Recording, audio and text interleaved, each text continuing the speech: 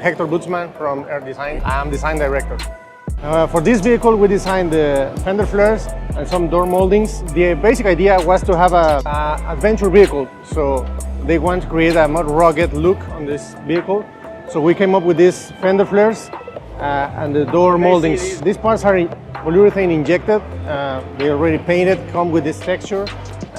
And for this case, we wanted to keep a OE look.